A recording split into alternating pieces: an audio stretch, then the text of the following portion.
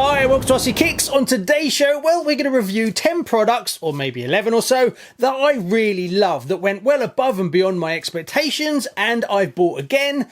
Now, some of these might have been sent to me for review. I honestly can't remember which ones have, which ones haven't, and a lot of them I've just bought myself. So there's no affiliate links in this, there's none of that. This is just stuff that I think is cool, and I can highly recommend from my personal experience. So, yeah, I think that covers everything. So let's crack on with number one. And number one is this, sorry, 2 seconds. Hello? Hello? Be unprofessional. Hello? Yeah? Yeah, speaking. Oh. Yeah? You transferred the money? Fantastic. Okay, yeah, I can make that work. Just like you want it, no problems. Okay, cool.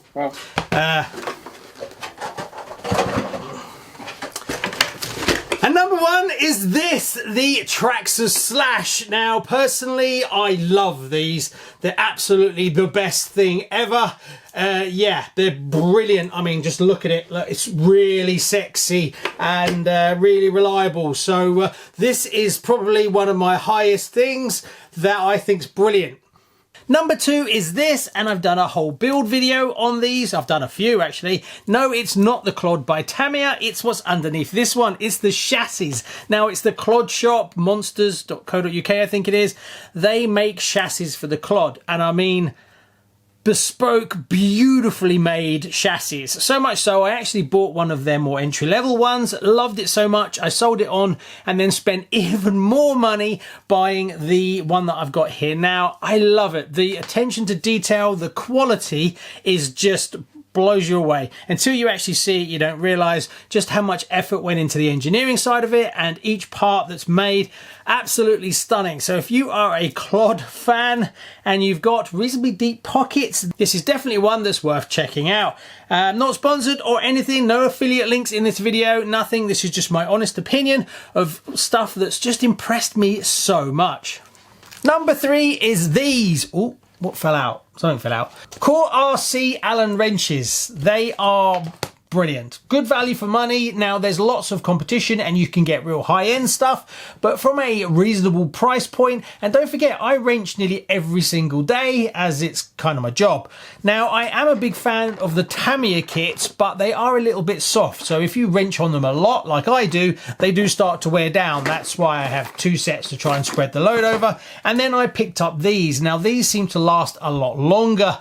They seem a little bit stronger, a little bit more resilient to wear, so I'm really happy with these. Now, I'm sure at some point I'll try some more high-end ones to see whether they're even better, and then it's a comparison between value for money, but I'm really happy with these.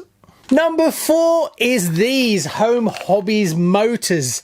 These, I love them to pieces. Not only are they retro looking, but the quality is there and they're at a good price point. Now, I use these quite a lot and I've run these in a Fox. They're like 15 turn, 17 turn, 19 turn. There's whole different versions of them and they are perfectly powered to go into your vintage kind of Tamiyas.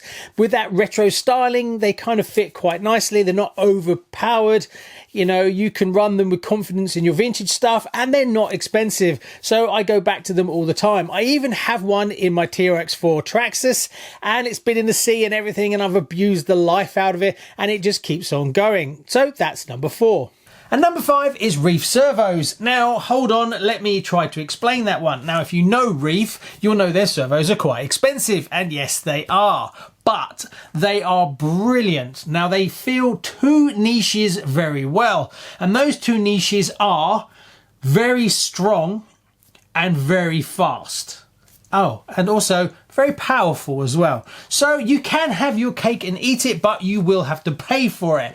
But if you've got something like a race car and your driving's not that great and you tend to crash quite a bit, or you've got a very fast big monster truck that takes a lot of a beating, but you want to have very fast steering, like I have here, they're perfect. So I'm running 2 in my Clod, and I have got one in my racing Schumacher as well. And they do that job brilliantly. They are really reliable. I mean, last week when I went racing, I actually snapped the front steering because of an impact.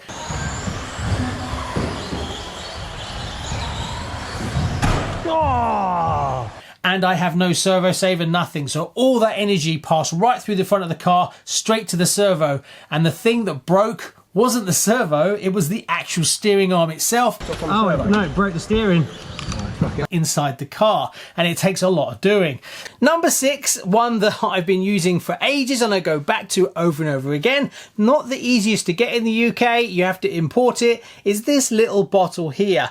Now it is the Tamiya Polycarbonate cleaner, and this stuff is brilliant. Every time I paint, when I make little mistakes, little issues, even something that gets to the point where I think I might have destroyed the body, this comes to the rescue and does a brilliant job. It is really good at removing paint from areas you don't want with a nice cotton bud swab, and then you can carry on cutting out issues, then blowing it over. This stuff is my go-to. Now there is lots of different versions of the polycarbonate cleaner from different manufacturers and stuff, but I just end up using this, and the problem is you get these tiny little bottles. They're quite expensive, but they just do the job really well. Now what I want to know is what's actually in this. Obviously it's some kind of chemical. I would love for someone who's a chemist to be able to look into that and tell me what is in this, because I'm pretty sure you could probably buy this by the litre for a fraction of what these cost. But I have no idea, and I know that it's something that's not that great for you, because I'm pretty sure you can't actually buy this in the UK, you've got to import it. But it's brilliant, it saved me so many times, and I would buy 30 of these if I could afford it. Number 7 is Hobbywing, the ESC and motor combos. I have hundreds of them. I've got all the entry-level ones that go into my vintage stuff, right the way up to my racing buggy. They have such a massive range at all different price points, and I must admit I've had so many and I've never had any issues with them at all. They just work, waterproof, good value, easy to use. You can get the more advanced versions that have got Wi-Fi and all things like that, so the price points ramp up depending on what you're going to do with them. So you can put them in cars that you're just going to drive in the garden, right up to taking it full-blown racing, and they are just great quality and the prices are realistic for what you get. And number 8 is this, the JRX2 ReRe. Well, it would have been if they'd have made it 1/10. This is the most pointless thing ever. It sits on the shelf, it is insanely slow, and it's a brilliant replica in a tiny scale. So they went to all the trouble of scaling down the whole car, retooling it and manufacturing it, but they didn't bother to make the 1/10. I've been trying to get one of these cars in 1/10 for donkey's years, and you just can't get them. So they went to all the trouble to re-release this, and then they ruined it. Now hold on, they did it to protect the values of the vintage cars, so that people who collect them don't lose money when they bring out a re-release, because we all know that if you bring a re-release out, it depreciates the vintage cars. Right, another number 8. Number 8 is this, an RC10 re-release of a world's car, a beautiful bit of engineering, and yes, it's in 1/10. And they are stunning. This is when buggies were at their best looking, in that period before this front cab rubbish came along, and they are just beautiful, and they are true representations of the vintage ones, and prices now are extremely high, just the same as the vintage ones. But that's because they've gone and oh god, they've done it, haven't they? Yes, they discontinued it and they said they're never doing any more. We're going to need another number 8. This is ridiculous. Right, I've got a good number 8. Yes, not the cars, the wheels. These rims, all these ones, I've bought myself over and over again for different vehicles that run the Yokomo adapters, and that is JC Racing. They make the adapters, they also make the rims, and I've even fitted them to my race buggy, and they're just cool. I really like them. They're very strong because of the way you bolt them through and the pattern.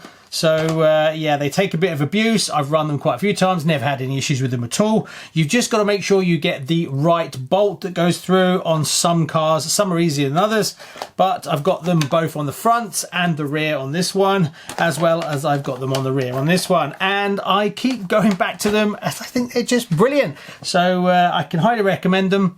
Go check them out. But whether they're in stock or not, they tend to go in and out of stock quite fast. So that's one that you just got to keep an eye on. Actually, that's a stupid thing recommending that, because when I want to buy them, they're out of stock as well. So, yeah, I shouldn't have done that. Number 9 is this, the Noble NB4 Transmitter. These, for the value for money, the quality, they're just not beaten currently that I've had the experience. The touchy, tactile feel of these, the quality, the batteries that are built in, the GUI is pretty easy to work with as well. The screen is pretty good. Now you can spend more and get a pro version of these, which has a much better screen on it, but it's a lot more money. But value for money on this, super happy. Also, if you're right-handed or left-handed, you can actually use this as well. Also, you don't have to be dead tight. You can turn it how you like. So yeah, it's my go-to racing one. And I did try using other ones, but I defaulted back to this. Super happy with it. The receivers are a little bit on the expensive side, but you can get ones with antennas built in. So it's nice and clean for your racing setup. So yeah, super happy with it. Never really had any issues personally. And can highly recommend it. Number 10, and I get asked this one all the time. What's my favorite build of all time? What did I enjoy building the most? Now, a good few of you that watch the show for a while are going to know this one, but for everybody else, it's this, the Kyosho ReRe Turbo Optima.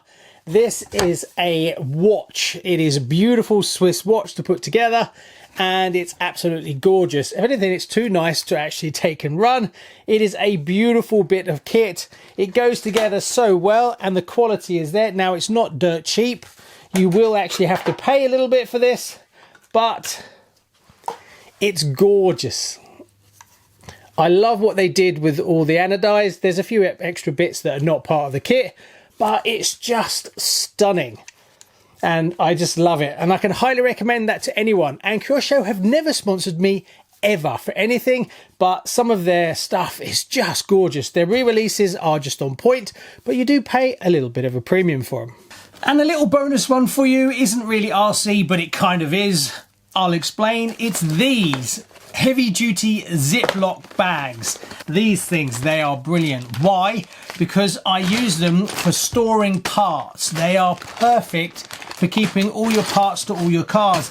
Now, a lot of you will have more than, say, 2 or 3 cars, and then keeping all spare parts, especially if you do upgrades and modifications in one location, turns into a nightmare. A lot of people just shove them back in the box and then put them on the shelf. What I found is you get these, you put all your excess parts in it, and you keep adding to it as you go. You can write or print on the front of it, and then you put them into a drawer, all standing up in a line. That way you can thumb through them to find what you want really quickly. Especially if you're building cars that kind of share parts, this makes life really easy.